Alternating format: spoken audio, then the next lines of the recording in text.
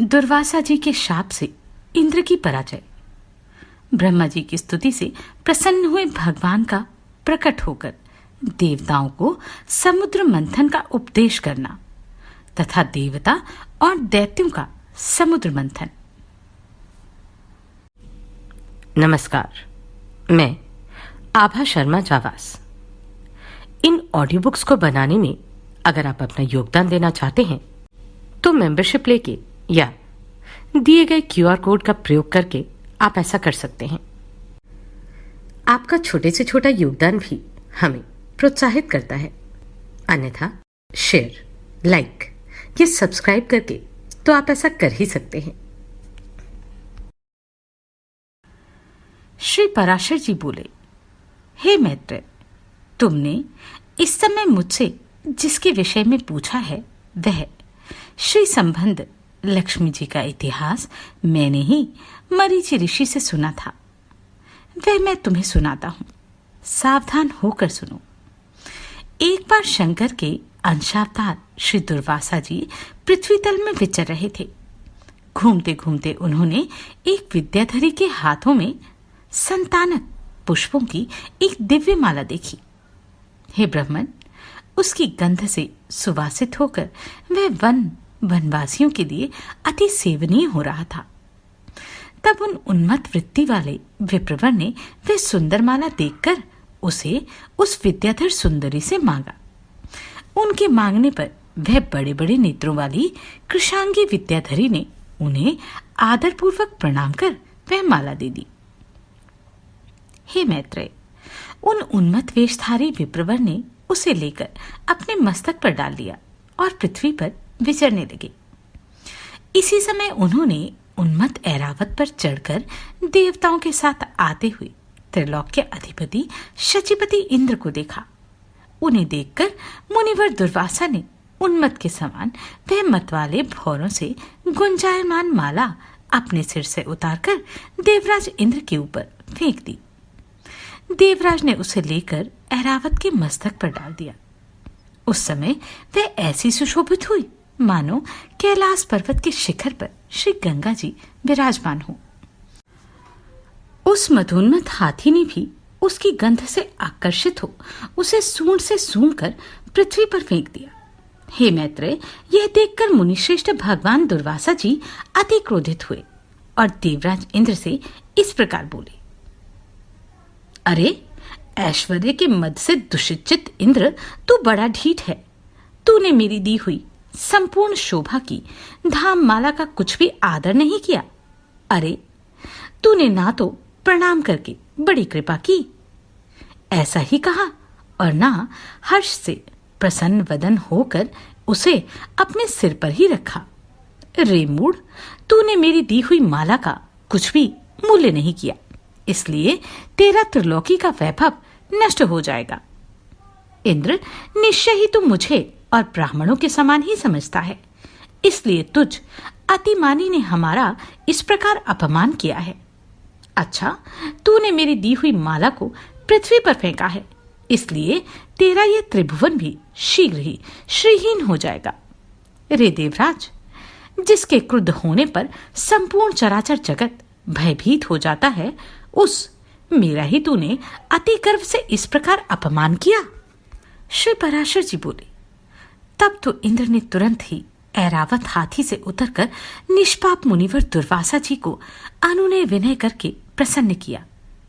तब उसके प्रणामादि करने से प्रसन्न होकर मुनिश्रेष्ठ दुर्वासा जी उससे इस प्रकार बोले, इंद्र, मैं कृपालु चित्त नहीं हूं, मेरे अंतःकरण में क्षमा को स्थान नहीं है। वे मुनिजन तो और ही हैं, तुम समझो मैं तो दुर्वासा हूं ना। गौतम आदि अन्य मुनिजनों ने व्यर्थ ही तुझे इतना मुंह लगा लिया है, पर याद रख, मुझ दुर्वासा का सर्वस्व तो क्षमा ना करना ही है। दयामूर्ति वशिष्ठ आदि के बढ़ बढ़कर स्तुति करने से तू इतना गर्वीला हो गया और आज मेरा भी अपमान करने चला है। अरे, आज त्रिलोकी में ऐसा कौन है जो मेरे प्रज्वलित जटाकलाप और टेढ़ी भ्रिकुटियों को देखकर भयभीत न हो जाए। रे शतक्रतो, तू बारंबार अनुनय विनय करने का ढोंग क्यों करता है? तेरे इस कहने सुनने से क्या होगा? मैं क्षमा नहीं कर सकता। श्री पराशर जी बोले, हे ब्राह्मण, इस प्रकार कह वे विप्रवर वहां से चल दिए और इंद्र भी ऐरावत पर चढ़कर अमरावती को चले गए। हे मैत्रेय, तभी से इंद्र के सहित तीनों लोग वृक्षलता आदि के क्षीण हो जाने से श्रीहीन और नष्ट भ्रष्ट होने लगे। तब से यज्ञों का होना बंद हो गया, तपस्वियों ने तप करना छोड़ दिया तथा लोगों का दान आदि धर्मों में चित्त नहीं रहा। हे द्विजोत्तम, संपूर्ण लोक लोभादि के वशीभूत हो जाने से सत्व शून्य अर्थात सामर्थ्यहीन हो गए और तुच्छ वस्तुओं के लिए भी लालायित रहने लगे। जहां सत्व होता है वहीं लक्ष्मी रहती है और सत्व भी लक्ष्मी का ही साथी है। श्रीहीनों में भला सत्व कहाँ है? और बिना सत्व के गुण कैसे ठहर सकता है? बिना गुणों के पुरुष में बल, शौर्य आदि सभी का अभाव हो जाता है और निर्बल तथा अशक्त पुरुष सभी से अपमानित होता है। अपमानित होने पर प्रतिष्ठित पुरुष की बुद्धि बिगड़ जाती है। इस प्रकार त्रिलोकी के श्रीहीन और सत्वरहित हो जाने पर दैत्य और दानवों ने देवताओं पर चढ़ाई कर दी। सत्व और वैभव से शून्य होने पर भी दैत्यों ने लोभवश निसत्व और श्रीहीन देवताओं से घोर युद्ध ठान लिया। अंत में दैत्यों द्वारा देवता लोग परास्त हुए। तब इंद्रादि समस्त देवगण अग्निदेव को आगे कर महाभाग पितामह श्री ब्रह्मा जी की शरण गए। देवताओं से संपूर्ण वृतांत सुनकर श्री ब्रह्मा जी ने उनसे कहा, हे देवगण, तुम दैत्य दलन परावरेश्वर भगवान विष्णु की शरण जाओ, जो आरोप से संसार की उत्पत्ति स्थित और संहार के कारण है, किंतु वास्तव में कारण भी नहीं है, और जो चराचर के ईश्वर, प्रजापतियों के स्वामी, सर्वव्यापक, अनंत और अजय हैं, तथा जो अजन्मा किंतु कार्य रूप में परिणत हुए प्रधान, मूल प्रकृति और पुरुष के कारण हैं, एवं शरणागत वत्सल हैं, अर्थात शरण जाने पर वे अवश्य तुम्हारा कल्याण करेंगे। श्री पराशर जी बोले, हे मैत्रेय, संपूर्ण देवगणों से इस प्रकार कहे लोक पितामह श्री ब्रह्मा जी भी उनके साथ क्षीर सागर के उत्तरी तट पर गए। वहां पहुंचकर पितामह ब्रह्मा जी ने समस्त देवताओं के साथ परावरनाथ श्री विष्णु भगवान की अति मंगलमय वाक्यों से स्तुति की। ब्रह्मा जी कहने लगे, जो समस्त अणुओं से भी अणु और पृथ्वी आदि समस्त गुरुओं अर्थात भारी पदार्थों से भी गुरु अर्थात भारी है, उन निखिल लोक विश्राम पृथ्वी के आधार स्वरूप अप्रकाश्य, अभिद्य, सर्वरूप, सर्वेश्वर, अनंत, अज और अव्यय नारायण को मैं नमस्कार करता हूँ। मेरे सहित संपूर्ण जगत जिसमें स्थित है, जिससे उत्पन्न हुआ है और जो देव सर्वभूतमय है, तथा जो पर अर्थात प्रधानधि से भी पर है, जो पर पुरुष से भी पर है, मुक्ति लोभ के लिए मोक्षकामी मुनिजन जिसका ध्यान करते हैं, तथा जिस ईश्वर में सत्वादि प्रकृति गुणों का सर्वथा अभाव है, वह समस्त शुद्ध पदार्थों से भी परम शुद्ध परमात्म स्वरूप आदि पुरुष हम पर प्रसन्न हो। जिस शुद्ध स्वरूप भगवान की शक्ति अर्थात विभूति कला काष्ठा और मुहूर्त आदि काल क्रम का विषय नहीं है, वे भगवान विष्णु हम पर प्रसन्न हो। जो शुद्ध स्वरूप होकर भी उपचार से परमेश्वर अर्थात परमा अर्थात महालक्ष्मी प्लस ईश्वर अर्थात लक्ष्मीपति कहलाते हैं, और जो समस्त देहधारियों के आत्मा हैं, वे श्री विष्णु भगवान हम पर प्रसन्न हो। जो कारण और कार्य रूप हैं तथा कारण के भी कारण और कार्य के भी कार्य हैं, वे श्रीहरि हम पर प्रसन्न हो। जो कार्य महतत्व के कार्य अर्थात अहंकार का भी कार्य अर्थात तन्मात्रा पंचक और उसके कार्य भूत पंचक का भी कार्य ब्रह्मांड जो स्वयं है और जो उसके कार्य ब्रह्मा दक्षादि का भी कार्यभूत अर्थात प्रजापतियों के पुत्र पौत्रादि हैं, उसे हम प्रणाम करते हैं। तथा जो जगत के कारण ब्रह्मादि का कारण अर्थात ब्रह्मांड और उसके कारण भूत पंचक के कारण पंच तन्मात्रा के कारणों अर्थात अहंकार महत्वादि का भी हेतु अर्थात मूल प्रकृति है, उस परमेश्वर को हम प्रणाम करते हैं। जो भोक्ता और भोग्य, सृष्टा और सृज्य तथा कर्ता और कार्य रूप स्वयं ही है, उस परम पद को हम प्रणाम करते हैं। जो विशुद्ध बोध स्वरूप, नित्य अजन्मा, अक्षय, अव्यय, अव्यक्त और अविकारी है, वही विष्णु का परम पद परस्वरूप है, जो न स्थूल है, न सूक्ष्म और न किसी अन्य विशेषण का विषय है। वही भगवान विष्णु का नित्य निर्मल परम पद है। हम उसको प्रणाम करते हैं, जिसके आयुतांश अर्थात 10,000वें अंश के आयुतांश में यह विश्व रचना की शक्ति स्थित है तथा जो पर ब्रह्म स्वरूप है, उस अव्यव को हम प्रणाम करते हैं। नित्य युक्त योगीगण अपने पुण्य पाप आदि का क्षय हो जाने पर ओम कार द्वारा चिंतनीय जिस अविनाशी पद का साक्षात्कार करते हैं, वही भगवान विष्णु का परम पद है, जिसको देवगण, मुनिगण, शंकर और मैं कोई भी नहीं जान सकते। वही परमेश्वर श्री विष्णु का परम पद है, जिस अभूतपूर्व देव की ब्रह्मा, विष्णु और शिवरूप शक्तियां हैं, वही भगवान विष्णु का परम पद है।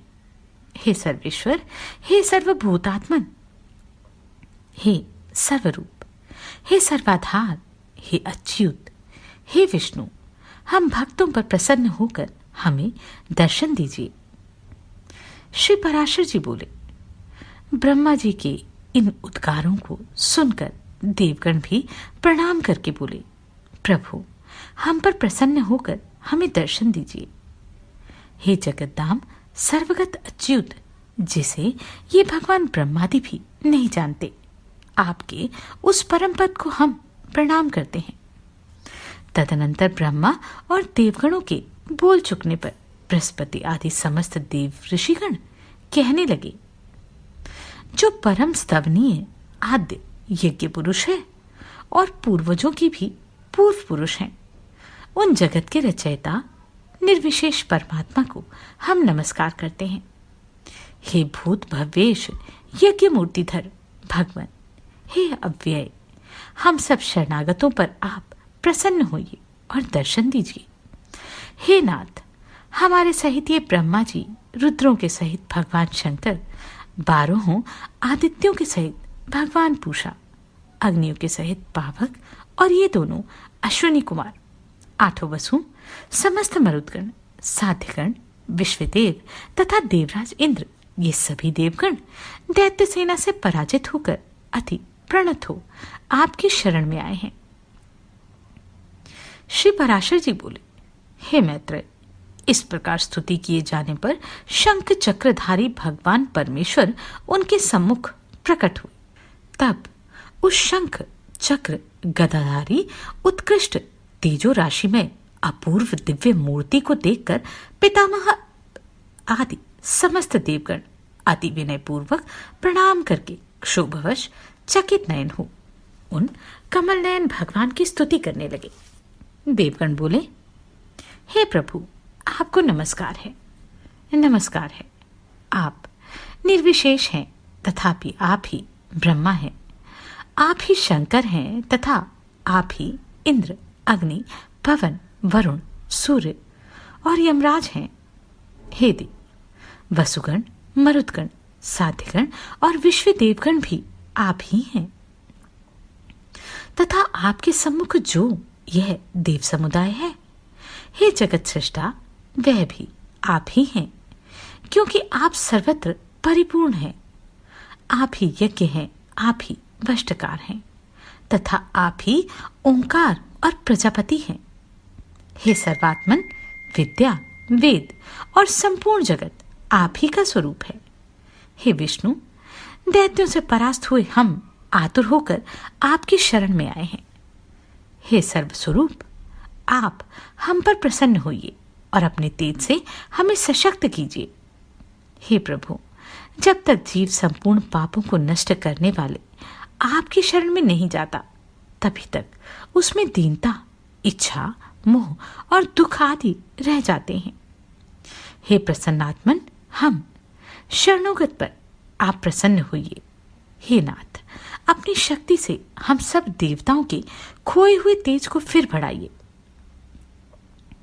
श्री पराशर जी बोले, विनीत देवताओं द्वारा इस प्रकार स्तुति किए जाने पर विश्वकर्मा भगवान हरि प्रसन्न होकर इस प्रकार बोले, हे देवगण, मैं तुम्हारे तेज को फिर बढ़ाऊंगा।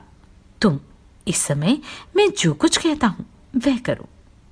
तुम दैत्यों के साथ संपूर्ण औषधियां लाकर अमृत के लिए क्षीर सागर में डालो और मंदराचल को मथानी तथा वासुकी नाग को नीति बनाकर उसे दैत्य और दानवों के सहित मेरी सहायता से मत कर अमृत निकालो।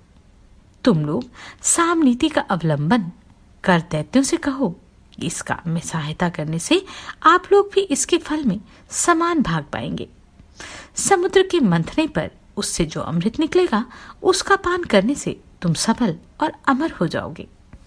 हे देवगण, तुम्हारे लिए मैं ऐसी युक्ति करूंगा जिससे तुम्हारे द्वेषी दैत्यों को अमृत न मिल सके और उनके हिस्से में केवल समुद्र मंथन का कलेश ही आए। श्री पराशर जी बोले, तब देव भगवान विष्णु के ऐसा कहने पर सभी देवगण दैत्यों से संधि करके अमृत प्राप्ति के लिए यत्न करने लगे। हे मैत्रेय, देव, दानव और दैत्यों ने नाना प्रकार की औषधियां लाकर उन्हें शरद ऋतु के आकाश की सी निर्मल कांति वाले क्षीर सागर के जल में डाला और मंदराचल को मथानी तथा वासुकी नाग को नीति बनाकर बड़े वेग से अमृत मथना आरंभ किया। भगवान ने जिस ओर वासुकी की पूंछ थी उस ओर देवताओं को तथा जिस ओर मुख था उधर दैत्यों को नियुक्त किया। महातेजस्वी वासुकी के मुख से निकलते हुए निश्वास अग्नि से झुलसकर सभी दैत्यगण निस्तेज हो गए और उसी श्वास वायु से विक्षिप्त हुए मेघों के पुंज की ओर बरसते रहने से देवताओं की शक्ति बढ़ती गई। हे महामुने, भगवान स्वयं कुर्म रूप धारण कर क्षीर सागर में घूमते हुए मंदराचल के आधार हुए और वे ही चक्र गदाधर भगवान अपने एक अन्य रूप से देवताओं में और एक रूप से दैत्यों में मिलकर नागराज को खींचने लगे।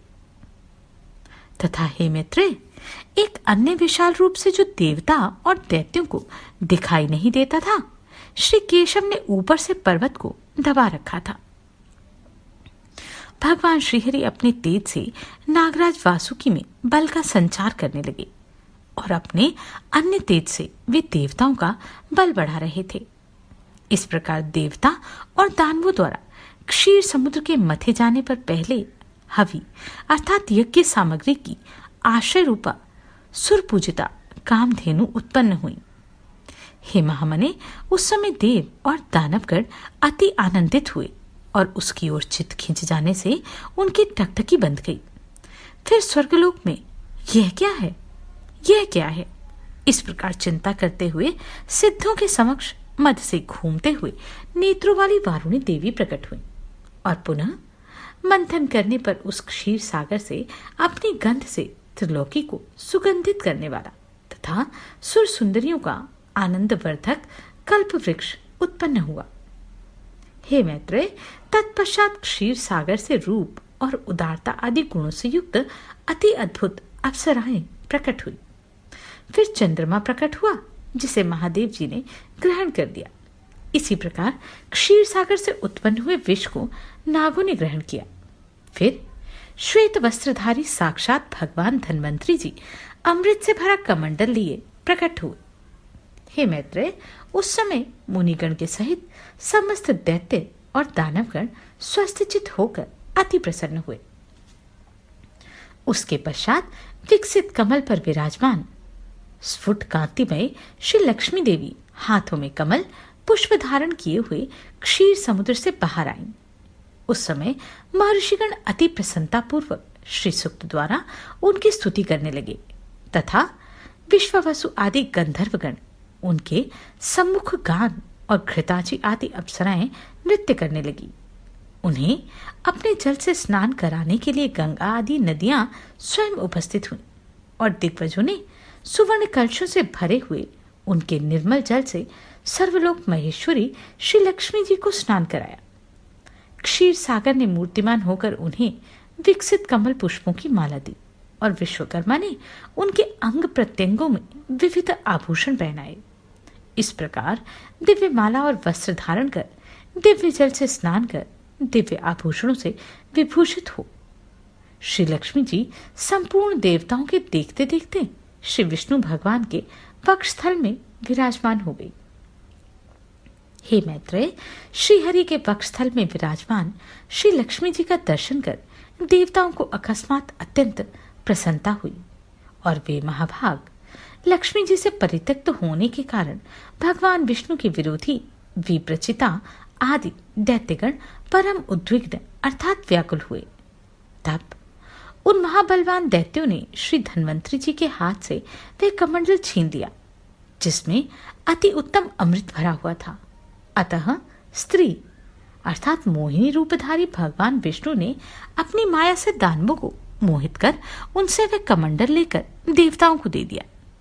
तब इंद्र आदि देवगण उस अमृत को पी गए।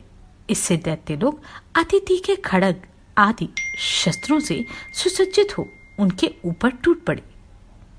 किंतु अमृतपान के कारण बलवान एवं देवताओं द्वारा मारी काटी जाकर दैत्यों की संपूर्ण सेना दिशा विदिशाओं में भाग गई और कुछ पाताल लोक में चली गई। फिर देवगण प्रसन्नतापूर्वक शंख चक्र गदा भगवान को प्रणाम कर पहले ही के समान स्वर्ग का शासन करने लगे। हे मुनिश्रेष्ठ, इस प्रकार प्रखर तेजों में भगवान सूर्य अपने मार्ग से तथा अन्य तारागण भी अपने अपने मार्ग से चलने लगे। सुंदर दीप्तिशाली भगवान अग्निदेव अत्यंत प्रज्वलित हो उठे और उसी समय समस्त प्राणियों की धर्म में प्रवृत्ति हो गई। हे दुर्योत्तम, त्रिलोकी श्री संपन्न हो गई और देवताओं में श्रेष्ठ इंद्र भी पुनः श्रीमान हो गए। तदनंतर इंद्र ने स्वर्गलोक में जाकर फिर से देवराज्य पर अधिकार पाया और राज्य सिंहासन पर आरूढ़ हो पद्महस्ता श्री लक्ष्मी जी को इस प्रकार स्तुति के द्वारा प्रसन्न किया। इंद्र बोले, संपूर्ण लोकों की जननी, विकसित कमल के सदृश नेत्रों वाली, भगवान विष्णु के वक्षस्थल में विराजमान कमलोद्भवा श्री लक्ष्मी देवी को मैं प्रणाम करता हूँ। कमल ही जिनका निवास स्थान है, कमल ही जिनके कर कमलों में सुशोभित है तथा कमल दल के समान ही जिनके नेत्र हैं, उन कमलमुखी कमलनाभ प्रिया श्री कमला देवी को मैं वंदना करता हूँ। हे देवी, तुम पवित्र हो, स्वधा हो, स्वाहा हो, सुधा हो और त्रिलोकी को पवित्र करने वाली हो तथा तुम ही संध्या, रात्रि, प्रभा, विभूति, मेधा, श्रद्धा और सरस्वती हो। हे शोभने, यज्ञ विद्या अर्थात कर्मकांड, महाविद्या अर्थात उपासना और गुह्य विद्या अर्थात इंद्रजाल तुम ही हो तथा हे देवी, तुम ही मुक्ति फलदायिनी आत्मविद्या हो। हे देवी, आन्विशिका अर्थात तर्क विद्या, वेदत्रयी, वार्ता अर्थात शिल्प वाणिज्य और दंड नीति अर्थात राजनीति में भी तुम ही हो। तुमने अपने शांत और उग्र रूप से ये समस्त संसार व्याप्त किया है। हे देवी, तुम्हारे बिना और ऐसी कौन स्त्री है जो देवोदेव भगवान गदाधर के योगी जन चिंतित सर्व यज्ञमय शरीर का आश्रय पा सके। हे देवी, तुम्हारे छोड़ देने पर संपूर्ण त्रिलोकी नष्ट प्राय हो जाएगी। अब तुम्हें उसे पुनः जीवन दान देना है। हे महाभागे, स्त्री, पुत्र, गृह, धन धान्य और समुद्र, ये सब सदा आप ही के दृष्टिपात से मनुष्य को मिलता है। हे देवी, तुम्हारी कृपा दृष्टि के पात्र पुरुषों के लिए शारीरिक आरोग्य, ऐश्वर्य, शत्रु पक्ष का नाश और सुख आदि कुछ भी दुर्लभ नहीं। तुम संपूर्ण लोकों की माता हो और देवदेव भगवान हरि पिता। हे माता, तुमसे और श्री विष्णु भगवान से यह सकल चराचर जगत व्याप्त है। हे सर्व पावनी मातेश्वरी, हमारे कोष अर्थात खजाने, गोष्ठ अर्थात पशुशाला, गृह, भोग सामग्री, शरीर और स्त्री आदि को आप कभी न त्यागें, अर्थात इनमें भरपूर रहें। आई विष्णु वक्षस्थल निवासिनी, हमारे पुत्र, सुहृद, पशु और भूषण आदि को आप कभी न छोड़ें। हे अमले, जिन मनुष्यों को तुम छोड़ देती हो उन्हें सत्व अर्थात मानसिक बल, सत्य, शौच और शील आदि गुण भी शीघ्र ही त्याग देते हैं, और तुम्हारी कृपा दृष्टि होने पर तो गुणहीन पुरुष भी शीघ्र ही शील आदि संपूर्ण गुण और कुलीनता तथा ऐश्वर्य आदि से संपन्न हो जाता है।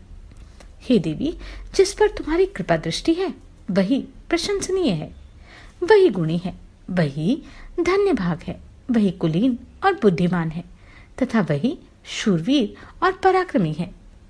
हे विष्णु प्रिय, हे जगजननी, तुम जिससे विमुख हो उसके तो शील आदि संपूर्ण गुण तुरंत अवगुण रूप हो जाते हैं। हे देवी, तुम्हारे गुणों का वर्णन करने में श्री ब्रह्मा जी की रचना भी समर्थ नहीं है, फिर मैं क्या कर सकता हूं? अतः हे कमल नयने, अब मुझ पर प्रसन्न हो और मुझे कभी न छोड़ो। श्री पराशर जी बोले, हे द्विज, इस प्रकार सम्यक स्तुति किए जाने पर सर्वभूता स्थिता श्री लक्ष्मी जी सब देवताओं की सुनते हुए इंद्र से इस प्रकार बोली, हे देवेश्वर इंद्र, मैं तेरे इस स्तोत्र से अति प्रसन्न हूं। तुझको जो अभिष्ट हो वही वर मांग ले, मैं तुझे वर देने के लिए ही यहां आई हूं। इंद्र बोले, हे देवी, यदि आप वर देना चाहती हैं और मैं भी यदि वर पाने योग्य हूं तो मुझको पहला वर तो यही दीजिए कि आप इस त्रिलोकी का कभी त्याग न करें, और हे समुद्र संभवे, दूसरा वर मुझे यह दीजिए कि जो कोई आपके इस स्तोत्र से स्तुति करे उसे आप कभी न त्यागें। श्री लक्ष्मी जी बोली, हे देवश्रेष्ठ इंद्र, मैं अब इस त्रिलोकी को कभी ना छोड़ूंगी। तेरे स्तोत्र से प्रसन्न होकर मैं तुझे ये वर देती हूँ तथा जो कोई मनुष्य प्रातःकाल और सायकाल के समय इस स्तोत्र से मेरी स्तुति करेगा उससे भी मैं कभी विमुख ना होंगी। श्री गणेश जी कहते हैं, हे मैत्रेय, इस प्रकार पूर्व काल में महाभागा श्री लक्ष्मी जी देवराज की स्तोत्र रूपा आराधना से संतुष्ट होकर उन्हें ये वर देने लगी। लक्ष्मी जी पहले भृगु जी के द्वारा ख्याति नामक स्त्री से उत्पन्न हुई थी, फिर अद्भुत मंथन के समय देव और दानवों के प्रयत्न से वे समुद्र से प्रकट हुई। इस प्रकार संसार के स्वामी देवादिदेव श्री विष्णु भगवान जब जब अवतार ग्रहण करते थे तभी लक्ष्मी जी उनके साथ रहती हैं। जब श्रीहरि आदित्य रूप हुए तो वे पद्म से फिर उत्पन्न हुई और पद्मा कहलाई। जब वे परशुराम हुए तो वे पृथ्वी हुई। श्रीहरि के जन्म होने पर वे सीता जी हुई और कृष्ण अवतार में रुक्मणी जी। इसी प्रकार अन्य अवतारों में भी ये भगवान से कभी पृथक नहीं हुई। भगवान के देवरूप होने पर ये दिव्य शरीर धारण करती हैं और मनुष्य होने पर मानवीय रूप से प्रकट होती हैं। विष्णु भगवान के शरीर के अनुरूप ही ये अपना शरीर भी बना लेती हैं। जो मनुष्य लक्ष्मी के जन्म की इस कथा को सुनेगा अथवा पढ़ेगा उसके घर में वर्तमान, आगामी और भूत तीनों कुलों के रहते हुए कभी लक्ष्मी का नाश न होगा। हे मुनि, जिन घरों में लक्ष्मी जी के इस स्तोत्र का पाठ होता है उनमें कलह की अभिभूति आधारभूता दरिद्र कभी नहीं ठहर सकता। हे ब्राह्मण, तुमने जो कुछ कहा है कि पहले भृगु जी की पुत्री होकर फिर लक्ष्मी जी क्षीर सागर से कैसे उत्पन्न हुई, सो मैंने तुमसे वह वृतांत कह सुनाया। इस प्रकार इंद्र के मुख से प्रकट हुई यह लक्ष्मी जी की स्तुति सकल विभूतियों की प्राप्ति का कारण है। जो लोग नित्य नित्य प्रति पाठ करेंगे उनके शरीर में निर्धनता नहीं रहेगी।